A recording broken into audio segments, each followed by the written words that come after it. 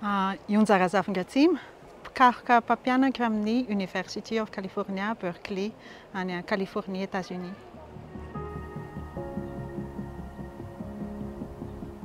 Tena zavatra hoe tiako hivoaka amin'ity tetikasa ity zany a, eo aloha le vokatra siantifika, fa tiako avoaka ihany koa le fiara-miasan'ny siantifika amin'ny vondron'olona fotony a, zay hoe tsy avy amin'ny siantifika foana fa misy ihany koa ny hoe miainga avy amin'ny etaentan'le vondron'olona fotony le fikarohana atao. Le fiara-miasa amin'le vondron'olona fotony mihitsy zany sy le siantifika dia mampiasa ny fomba teknika siantifika rehetra iarahana miasa amin'le vondron'olona fotony.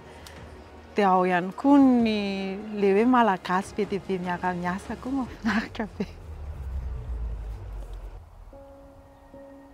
Eo koa le fizarana traikefa amin'ny olona amin'ny sehatra samihafa. Samy manana ny sehatra misy azy zay, fa mahay miara-miasa daholo hoe misy tanjona iray, hoe te hafantatra an'ilay harena voajanahary ato amin'ity ala iray ity a, dia olona manana traikefa samihafa daholo reto miara-miasa reto, dia mety tsara ilay izy. Anisan'ny hoe tena mampiavaka ny tetikasa ataonay ity zany a, dia mampiasa teknôlôjia vaovao isan-karazany, indrindra hoe entina hamantarana sy anisana ny biby ao anaty ala.